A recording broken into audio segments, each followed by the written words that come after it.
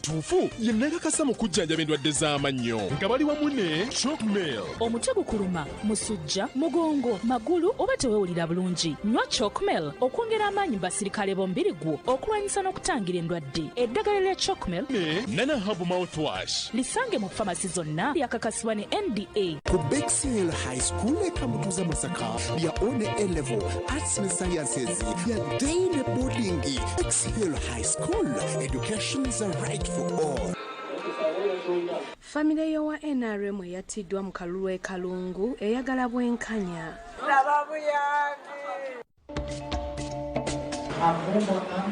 Abakwatiddwa mivuyo gy'okulonda abalala basindikiddwa ku alimanda. Kimwe bali kulonda bulungi. Okulonda abakulembeze babaliko obulemu kuwedde. NRM yetise ebifo ebisinga. Kubanga President Museveni yatujje manju. Bannaddiini bacaddeko maka ga Kyagulanyi Magere ne batamusangayo. Mukazi w'abalaajanidde. Twongere okutunula ennyo ku sayidi y'abanyigirizi.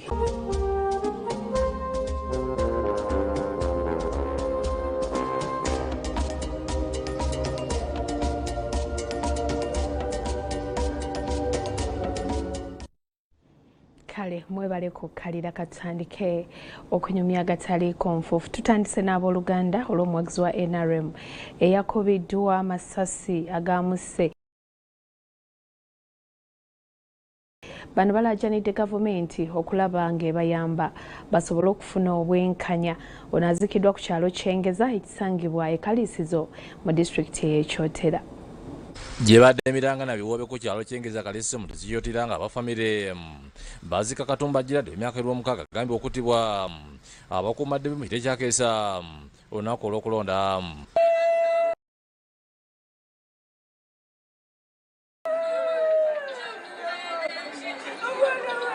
Kigambibwa nti Katumba ne banne batumibwa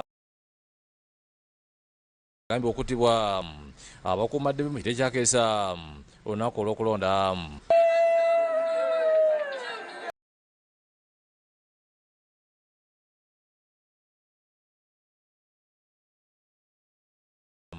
Helen Naki walivuganya ku kifo ky'omubaka omukyalo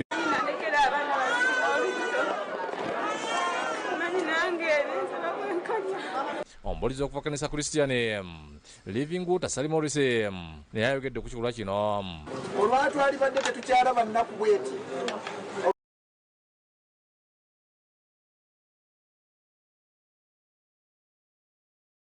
olw'ensonga ezifaanana bwe ziti.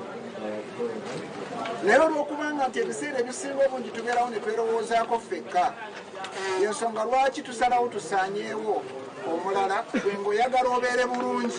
Tugenze Kalungu agambye okuba ng'eno abasumatuka gye bali okole Walugembe Frank Kigundenise ne batubulira ebyaliwo. Bonna tetuuka mu tawuni y'Ekyamuliibwa balikola luguudo awo waliwo ebinja bye basuula mu kkubo. Kati ng'emmotoka okweyisa mulina osooka omu okuyimirira n'alekera munne n'agenda.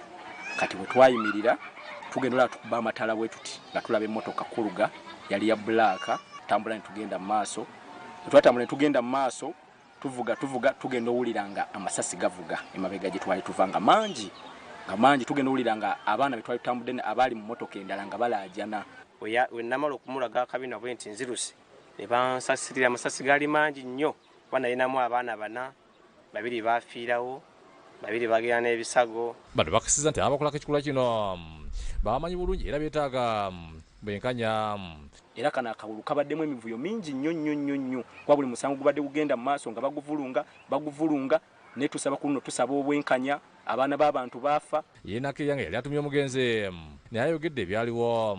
Ekikolwa ekyatuusiddwa ku bantu abo ebadde mundu babakubye masasi. Tusaba muveeyo muyambe famire ezo kubanga nze sina bwe ngenda kuyamba famire ezo kuyamba abaana ababiri bamulekwa balekeddwa n'omukyala alina olubuto then ne famire y'omuwami y'omuvubuka w'eddanda. Omuwagizi wa polisi mu Bino biri Masaka twakasirya agambye nga polisi bakyagenda maaso n'okunoonyereza ku kituufu okumanya ekyaviirako okutibwa kw'abantu bano. Kuzuula baani abaatemula abantu ababiri ne balumya n'abalala babiri nga bakozesa emmundu. Kiza Bone yakusakidde Green kulwa ne balumya n'abalala babiri nga bakozesa emmundu. Kiza Bone yakusakidde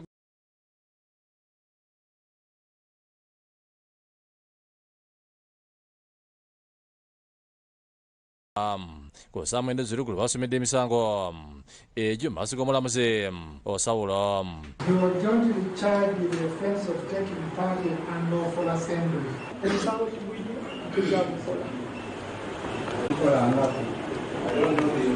Omulamuzi kati yabasomedde emisango bamulabuza ebiwundi byabatuusibwako ab'ebyokwerinda bwe batendwa basaba beeyimirwe kakalu.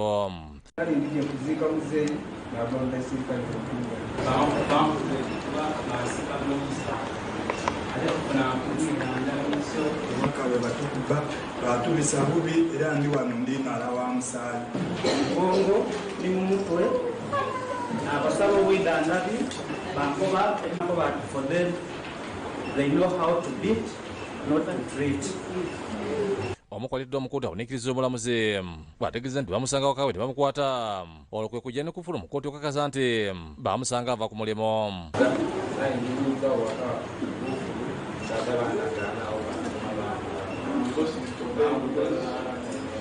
Omulamuzi abuzizza engeri gye bayinza okuleeta omuntu mu kkooti n'ebintu ebyo. Ono basizi ne basaba okweyimirirwa.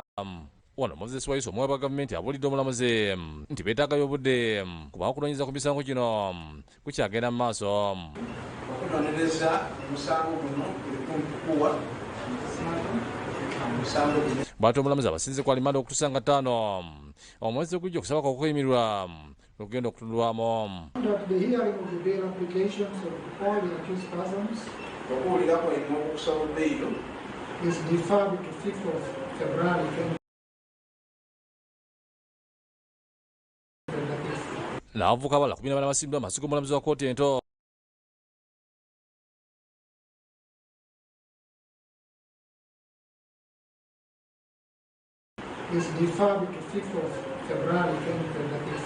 N'abavubuka abalala 14 basimbibwa amaaso g'omulamuzi wa kkooti ento. Empigi Giwani Acha yabasomera emisango egyekuusa ku kwenyigira mu kwekalakaza okumenya amateeka. Bano bakwatibwa wakati w'16 ne 17 omwezi guno mu kibuga eky'Empigi n'emiriraano nga beekubyemu ogutaako oluvala akakiiko by'okulonda okulangira ebyafa mu kalulu. Bano baleeteddwa mu bibinja bibiri ne bagasimbagana n'omulamuzi n'amasomera wabula ne bamukwata nga bateebereza. Mbadde nzize wano okweyimirira mutabani wange gwe bakutte mbyekala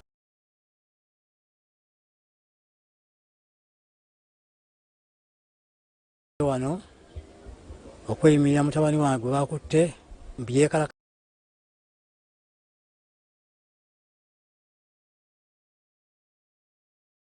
bweyawula nga abasebe boogera baliko bantu banyunyugana abawaka n'ava naggulawo alingize bwe yalingiza ne bamulaba nazawuluje ne bakola ki ne bamusika ne bamugjayo. Aladde Empigi Salana nno Kaweesa se yavuuka okumya omuze ogwekukalakaasa era n'abakwatiddwa asira amateeka gabalamule.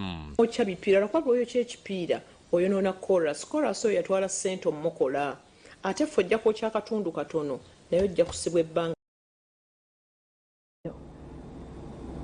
Zigenze okwera ssaawa 3 ez'okumakya nga baliko obulimu n'abakadde batandise okutuuka ku kitebe ky'eggombolola e Nakawa okulonda abakulembeze abaana bakiikirira mu lukiiko lw'eggombolola. Ku kifo kya kansala omusajja w'abaliko obulimu abantu bonna bavuganyizza okuli kansala Sekatawa Muhammad aliyo kati Kiza Kabongo w'NRA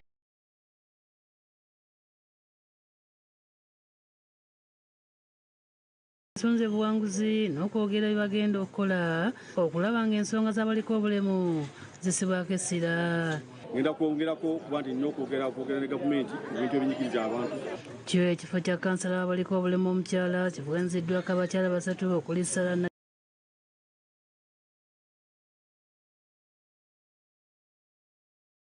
w'abakadde Nakawa okubadde tulinayo Wire ne Yabi Walusimbi nga bonna olumaze okulonda ne bawera okulwanira abakadde. naye kukolera abakadde balina ebyetaago bingi naye babenga tebagenda mu malwaliro bafuna priority esooka. Tusiimye nnyo gavumenti kubanga yatuwa omukisa naffe okwelondera abakulembeze abaffe abanatusa ensonga zaffe. Abaliko obulemu munisipaali y'e Nansana balonze abakulembeze baabwe abanaabakiikira okusobola okubaweereza obulungi. Abaliko obulemu bakedde kulonda ku polling station ya Nabweru South Sewo 1 ng'okuvuganya kubadde wakatwa Vincent Kasule ne David Kitego atalina kibiina era okulonda gyakugweredde. Ndalabiseeko era nga tasobodde kwelonda ekitegeeza nti Kasule ayise mu butereevu. Njagala kwebaza abalonzi okuva mu Nansana Municipality abaliko obulemu olw'okuneesiga ne bampa obuvunaanyizibwa okubakulembera. Era nzize okukyusa embeera y'abaliko obulemu. Ssentebe waabwe Jibril Ssebugwawo n'abalala baagala gavumenti eyongere ku nsimbi eziweebwa abaliko obulemu mu mbalira y'eggwanga kibayambeko okwekulaakulanya. Ku bajeti yaffe ne batwongera ku bikozesebwa ne batuwa emisomo kubanga Pulezidenti Museveni yatujja emmaanyi. Ate okuvaako ekira ekibiina ky'NRM kyetisse eby'abavubuka n'abaliko obulemu munisipaali ya Kira mu kulonda kw'abavubuka n'abaliko obulemu okubadde ku ssomero lya Kira ISS. Eno ebyokwerinda binywezeddwa nga mu kifo ky'omukiise w'abavubuka omukyala Nakandi Shamim naye NRM awangudde n'obululu 5 ng'ekyomulenzi Ssengendo Bashir yakiwangudde n'obululu 42 nga kyo ekyabaliko obulemu Wagubi Mubaraka akiwangudde n'obululu 17. Tubadde twogera ebisuubizo kati tuteeka mu nkola. Tubasuubiza tugenda tuteekawo obukulembeze obw'enjawulo mu Kira municipality obw'abavubuka. Nze mu Kira municipality tosangamu mulema asabiriza era kikyagaliramu ddala. Njagala omuntu yenna aliko obulemu gyali yonna antuukirire tujja kuyiiya amagezi gonna afune kaakola. Era ne neebaza nnyo abalonze nti mwebale kulonda bulungi nti NRM tugizizza waggulu okusinga kuba emabega. Wabula abamu ku babadde beesimbyewo baakanyiza ebivudde mu kulonda nga bitabadde by'amazima na bwenkanya nga baagala kuddibwemu. Mubaddemu okugulira abalonzi, mubaddemu okuwanika obukonge obulondeddwa. Ssentebe w'ekibiina ky'NRM munisipaali y'e Kira Mamieto Mugerwa akulisizza batuuse ku buwanguzi n'ayozaaze ne Pulezidenti Museveni kyokka n'asaba Bannayuganda okujjumbira okulonda ebifo by'obukulembeze ebisigaddeyo. Okuva ku chairman 5 by youth bonna banaye mulonde ate temuguma era temukkiriza kutiisatiisibwa. Mu kulonda abavubuka n'abaliko obulemu ab'ekibiina ky'NRM beeriisizza Nkulye Makindi Ssaabagabo. Bano balondedde Lubugumu Yumeya ng'ebyokwerinda binywezeddwa oluvannyuma lw'okwemulugunya okutuusibwa RDC Makindi Ssaabagabo Simon Peter Mawere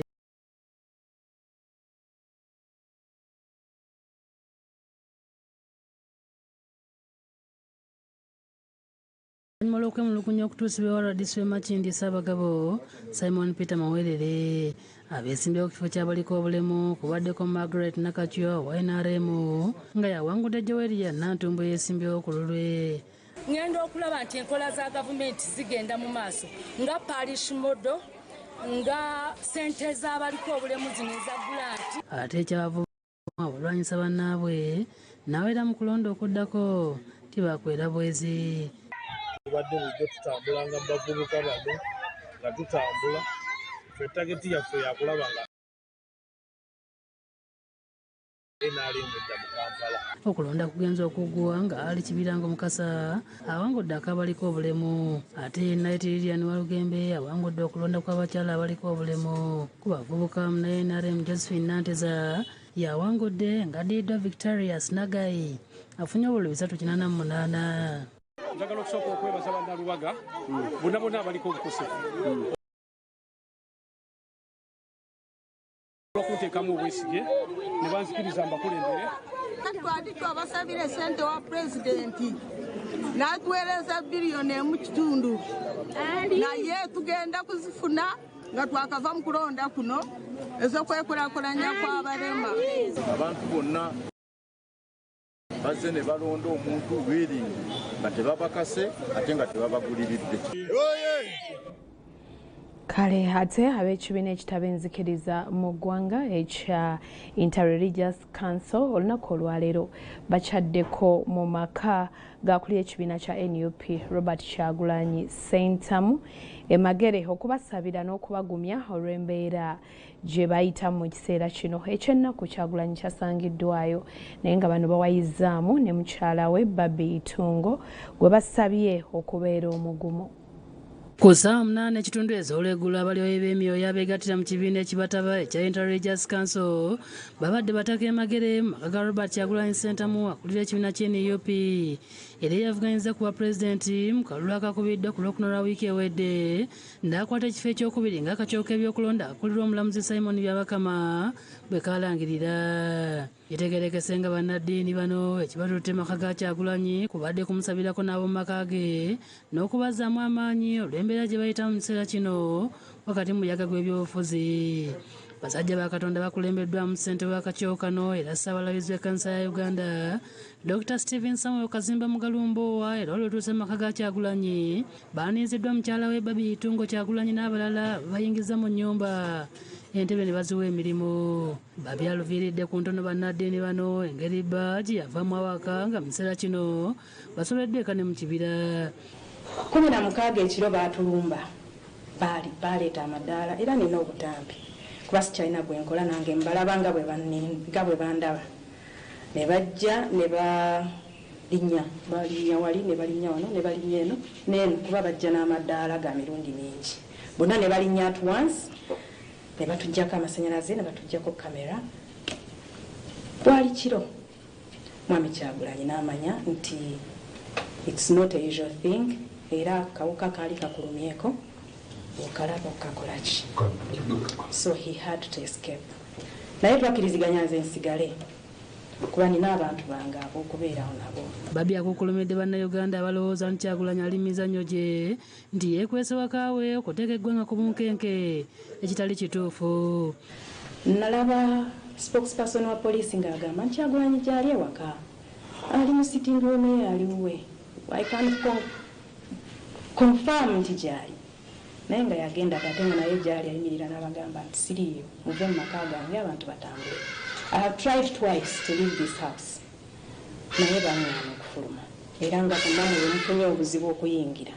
Yennyamidde olw'abakuumaddembe abasusse okubamalako emirembe mu maka gaabwe nga beebulunguludde awaka wonna ekintu kyasse bannaddiini okubayamba. I do not know what the Interreligious Council can do to bring some sanity kubanga tugezezaako nga saidi yaffe okukuuma obuntu bulamu naye wetutuuse ebintu ebimu tosobola kumala gabibikkirira. Mbadde nsaba twongere okutunula ennyo ku saidi y'abanyigirizibwa.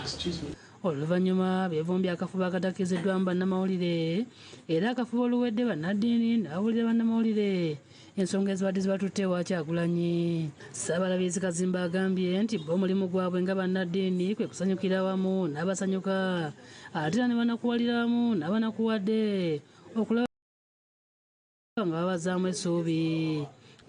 Omulimu gwaffe gwa kisumba okusanyukira wamu n'abasanyuka, okunakuwalira wamu n'abanakuwala, okukomyawo abakooye n'abawabe ate era n'abantu abeetaaga ekisa kya Katonda. Gwe mulimu gwaffe ffenna tuzze kusabira amaka gano, si gano gokka, tusabira amaka gonna kubanga gano maka era bano nabo bakristaayo tuzze okubalaba ng'abantu ba Katonda.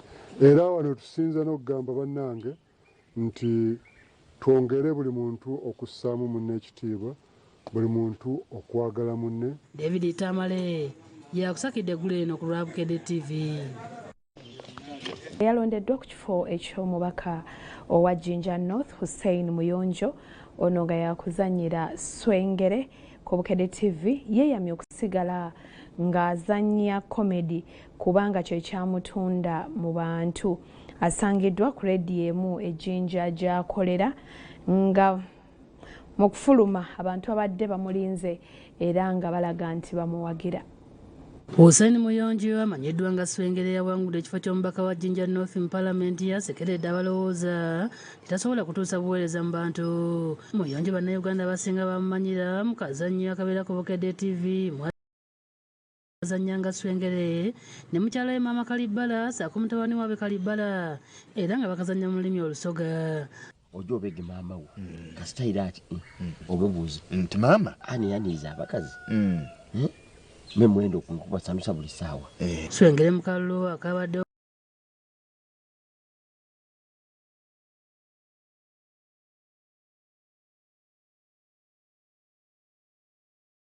kulwokuna lwa wiiki ewedde yalangiriddwa kifo ky'omubaka wa Jinja North Constituency mu Jinja City oluvannyuma lw'okumega banne 15 we baavuganyiza ku kifo ekyo. Swengere gwe tusanze ku leediyo emu ejjinja gy'akolera mu kiseera kino akasizza abantu ku mpewo nga bwazze okuteekawo obukulembeze obw'enjawulo.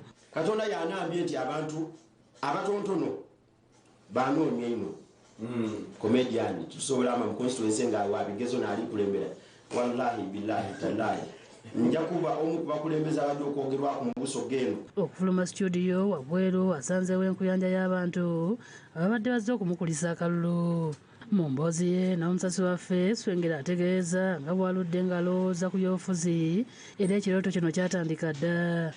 Aye ekidye nga kyezimba mpola paka olunaku olwaleero era nalinaku n'ebirowoozo einuma eyo mu kisanda kino kyetuli kumalako nalinaku n'ebirowoozo ebyesimba ku bwa chairman ow'eggombolola ly'emafubira chairman LC3 so nga ndi kubirowoozaako awo siteyayida.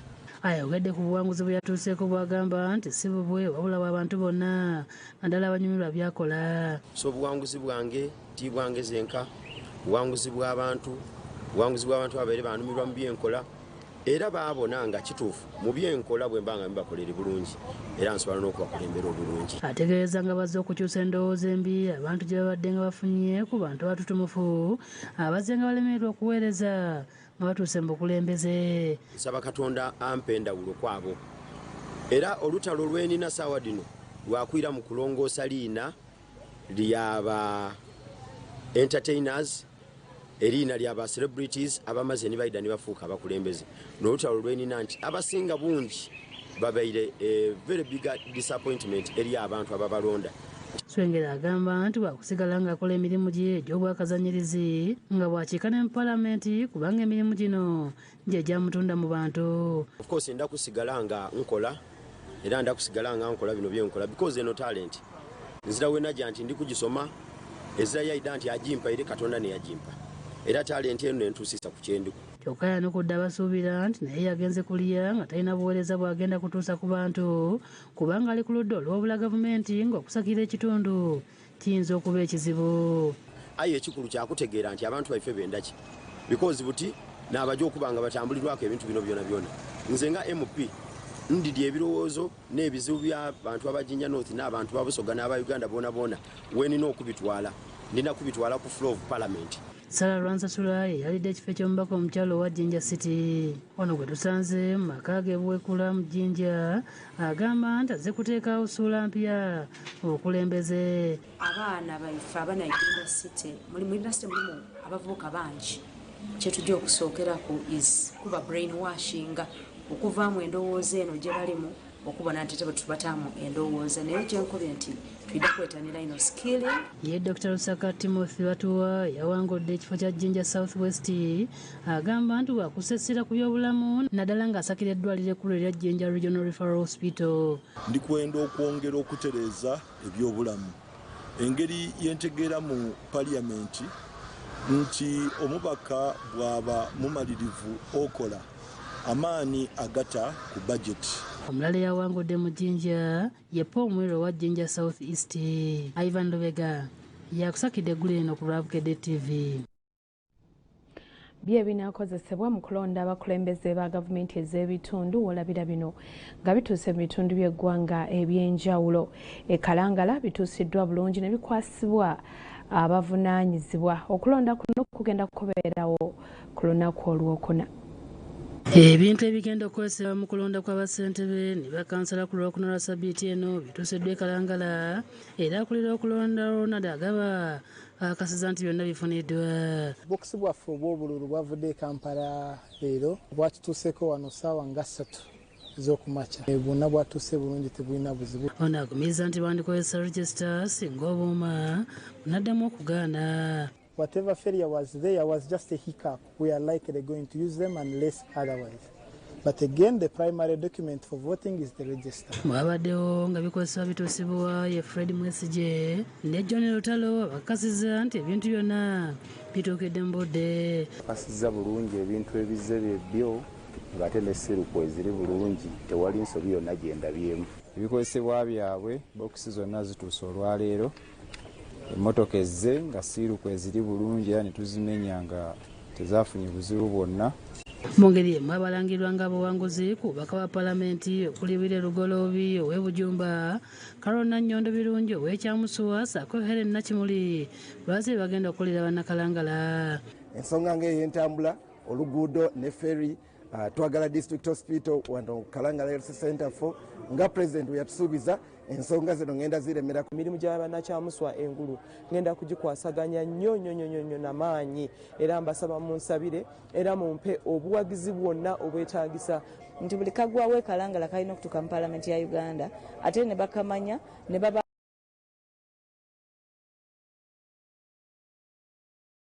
funa mu byenjigiriza mu byobulamu naye okusinga okusitula abantu mu byenfuna zaabwe. Ate omubaka wa Lugazi Municipality Stephen Serubula yawanguddwa mu kalulu yebazza abantu bonna abamuwadde obululu wadde nga tebamusobozesezza kuddamu kuwangula ekifo ekyo.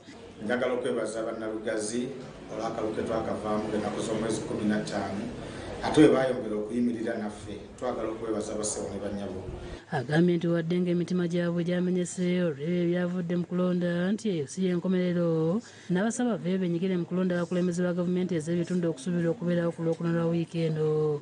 Buli omu awulira si mu mativu era abantu bangi emitima gimenyese oba olaga nti tudda mu kalulu naye twagala okubasaba tinewankubadde biriwo ebityo naye ate akalulu ka local government kakulu nnyo tuleme kuggwerayo bassebo ne bannyabo tubasaba obululu obusigaddewo tubwenyigiremu kubanga ate local government yesinza okutusemberera ennyo wano. Akasiza nga abantu bangi bamulonze kyokka n'alaga obutali bumativu olw'engeri abantu ba Lugazi gye babamu abaka wa Paalamenti ekisanja kimu kyokka n'agamba nti ennono eno yakubafiiriza batuuke okulonda abasuubuzi nga tebategedde. Abannalugazi bajja kuwa abakulembeze ekirowoozo nti oli wajja asirike busirisa alye ssente zo aleme okuba na buweereza kubanga bamanyi ne bwokola otya era bajja kugamba nti tulonda kisanja kitya kimu. N'olwekyo njagala okubasaba okukyusaamu ku ndowooza eyo lwansonga nti bajja funanga abakulembeze ababasuubula bwe badduka. Kikosa nnyo obukulembeze ekyo oluusi omukulembeze byaleka mu pipeline weekanga ate oli tasobola kubiggusa. Kiwanuka Birembiru omu ku bakulembeze mu kitundu ekyasabye abantu obutagwa mu maanyi badde balonda abakulembeze baabwe ku mitendera egya wansi. Kuba akalulu kano akalogo gavumenti ke kasinga okugasa omuntu wa wansi kyemirimu gyonna egikolebwa wansi kulima nguudo masomero biki byonna bijja mu gavumenti so muveeyo mulonda abakulembeze abanaagasa ekitundu kyaffe. Nkuba Samuel ne Mukasa Kivumbi ebakusakidde eggulire eno ku Lwabukedde TV. Bwe tutyo bwe tutambudde tugenze mu programu ekyenkya ate nga ne programu zaffe endala nnyingi ku Bukedde TV1 zikyagenda mu maaso. Nkwebaza bwebaza akadde ak'omuwendo k'otuwadde tubagaliza okusiba obulungi mweraba.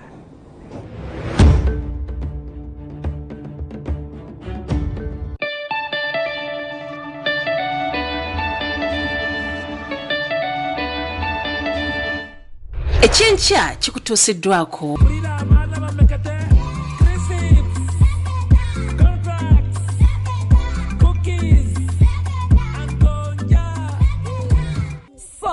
Taste the difference. Timna Schools erisangibwa Luwero nga liviira ddala ku nassale okutuukira ddala ku kibiina eky'omusanvu okumanya ebisingawo osobola otutuukirira ku nnamba z'essimu ezowammanga. Timna Schools, our future begins here.